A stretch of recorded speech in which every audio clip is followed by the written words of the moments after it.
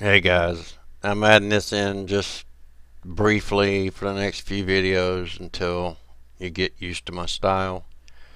I tend to talk a little slow and present a little slower than most people. So please feel free to speed the video up to 1.25 or 1.5, whatever your particular taste is.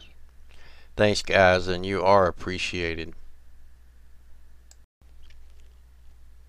Hey guys, it's Greg. Uh, Finally home for the evening. Wore out. Problems all day. Um, Brand new carburetor on the rail buggy, and it's sticking. The carburetor's sticking bad. Throttle. So I gotta work on it tomorrow. But this morning I put out a video and titled it the negative exponent rule. And I didn't really touch on that actual part of it very much. So I during the day I thought when I get home I'll try to straighten this out and see if I can help maybe get you to understand where my line of thinking was going with it. Uh, because I'm a math geek and math to me is universal. If and I've done programming, so if it relies on math. So your binary 1 and 0, all your source code, anything if you've programmed or whatever, you know that your math comes into it. So the negative exponent, the line of thinking was that uh, when you're dealing with negative exponents, and the reason I was thinking exponent is because exponent means exponentially, and we have these big crisis type things that get exponentially. Um, the thing about it is you can never have a negative exponent in the result of any equation without it becoming a positive. So I got to thinking what these people do. Maybe this is their process if we're in this simulation. Okay? They create an exponentially big major crisis. Okay? It outrages everybody. The zombie masses want something done about it. So there's a movement. And usually they wind up, the people that start this shit, wind up with that movement creating a positive for them. This is their math equation. This digital simulation or simulation theory or matrix or whatever the hell it is we live in, they control this. So whoever the source is controls this shit, the architect. So he puts out this math equation with negative exponents to get the positive results he wants. That's kind of the line of thinking I was trying to go with. And I'm trying to explain this like I'm talking to a first grader. Not that I don't think that you understand, it's just that I'm trying to explain my line of thinking. So I did find a clip that's real short, it's about 3 minutes. The guy explains it pretty well. Notice how he says flip. You gotta flip it. You gotta flip it. You gotta flip it. What does Aleister Crowley say all the time? Talk backwards, write backwards, think backwards. Everything's backwards. Okay, we know how important numbers are to these people too. So anything that starts backwards, like a negative, and comes to a positive, hell, that's a damn wet dream for Aleister Crowley. And that's just where my mind was at. So I'm gonna tack that video onto the end of this. I'm gonna try to keep this short for you. The other one was a little long this morning, and I apologize for that. Plus, I'm wore out. I've had a bad day. But I'll cover it one more time. Okay. They create an exponentially big crisis, which is a negative to us, right? I mean, 3,000 people dying based on this false bullshit about terrorists is major. That's a negative situation. There's a movement. Something must be done about these terrorists. And then we get a positive for them, which is the Patriot Act, which results in their being able to pretty much, they're the Gestapo now. See how they turn a negative into a positive for them? Okay. Well, the negative exponent rule, and you can Google this, maybe help you understand just reading it. It's pretty much straightforward. But if you have a negative exponent in the numerator, you always create a fraction so that you can get rid of that negative. And creating a fraction is a division. So what is it about? Divide and conquer, right? Alright. You always have to create a fraction to get rid of the negative so that you get the positive. You create that movement because you move the denominator, or if it's a numerator, you move it to the denominator. If it's the denominator, you move it to the numerator. Either way, you're creating a fraction and you're creating a movement. Positive or negative. Or negative top, negative bottom, doesn't matter. You always create a fraction, a division. You have a movement to create that division, and then you get a positive outcome, and you also get a completely different. It's the same answer that you would have gotten, but it comes out to a positive answer. You never get a negative answer out of it. You never. That's the way it works in math. So that's the rule. Now, if math is universal, and that is the rule, and we live in a binary system, like the scientist said when he was telling Neil deGrasse Tyson that he found a special kind of source code.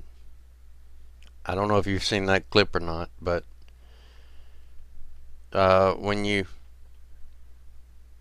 if it's binary, then it has to apply to the mathematic rule. See, the arithmetics. And I put up a video about the exponential function. I would suggest that you learn a good bit about math, and this stuff will start to make sense to you, especially if you keep in mind that Aleister Crowley and his crowd, his followers, his disciples, they always want to talk backwards, write backwards, think backwards, backmasking, mirroring everything. So anyway, I just wanted to kind of expound on what I was talking about this morning, try to give you my line of thinking when this happened, and why I even related that to reality. Just something that hit my mind and seemed like it made sense at the time. I don't know. It could be total nonsense. It's just that if this is a digital binary situation, then it has to follow the rule. And if that's the rule, It seems to make sense that that's the way they would do it. You create a negative situation, divide it, have a movement, because you have to move one of the other, numerator or denominator, and then they wind up with a positive out of it. It's their equation. They're the one putting it forth. We're not doing it. They're creating the equation. So therefore, they're going to get the result, not us. And that's just what I was trying to explain. Anyway, I'm going to eat supper. I've already taken a shower. I got my jammies on. I'm going to eat supper. I'm going to lay down. I'm going to text somebody for a little while and talk to somebody, a very special friend that I'm getting very attached to, and text with that special lady for a little while. Maybe watch a movie and go to bed. So anyway, everybody, I'm gonna probably be busy for the next couple of days, so may not put anything out for the next day or two. If I do, it'll be short stuff. So the JFK stuff will be later this week, like I told you this morning. Gonna tack on that little 3 or 4 minute video. Hopefully you'll understand. Pay attention to him saying flip, because that's important. That's flipping. That's changing what is reality, and you're flipping it to something completely different.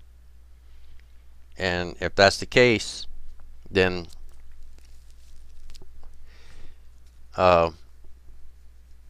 they have to stick to the rule.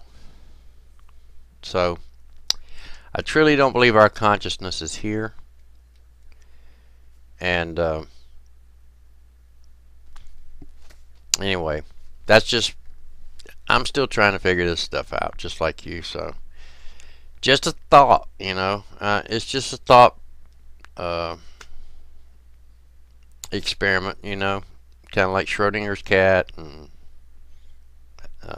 I can't actually say the double slit because that was proven. So just a thought experiment and something to think about. Alright guys, have a good week, and hope to get back to this and hope to get that JFK out to you quick. And I hope that I'll be driving home that Baja tomorrow, but probably Thursday. So anyway, gonna put that video on. Just pay attention to the flip and notice how you must take what is in front of you and reverse it, which is the way they want you to do. So it's their equation, not yours. You're not creating this situation, they are. So they're the one that's going to end up with the answer and the result. And the result is always positive. So they get a positive out of something negative. That's just my whole line of thinking.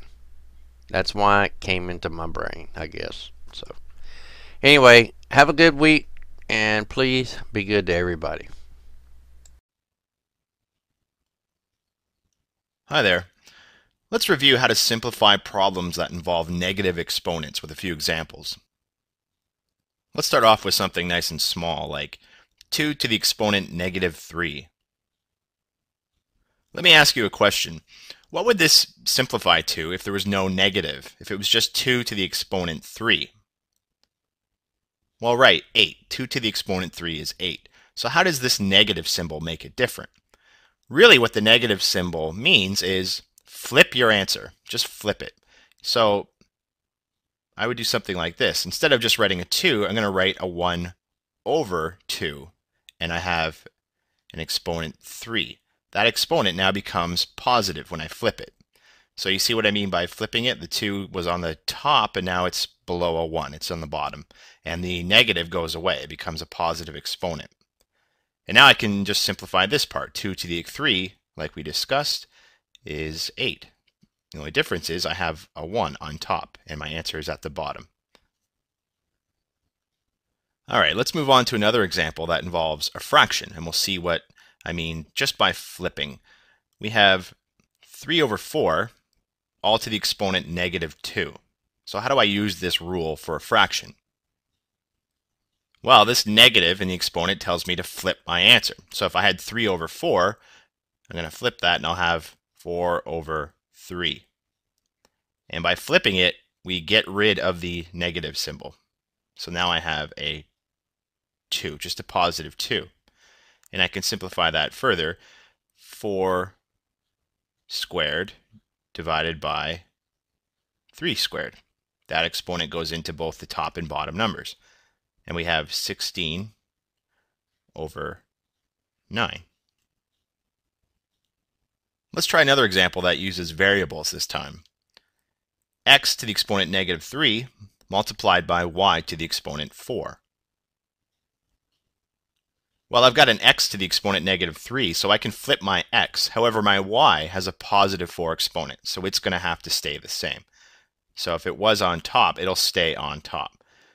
I'll keep the y to the 4 above, but the x is going to go sort of down into the basement. It goes below, and it removes the negative of the exponent, and now it's a positive 3 exponent. So y over 4 stayed where it was, but I just brought the x down below because it had a negative exponent and changed it to a positive 3.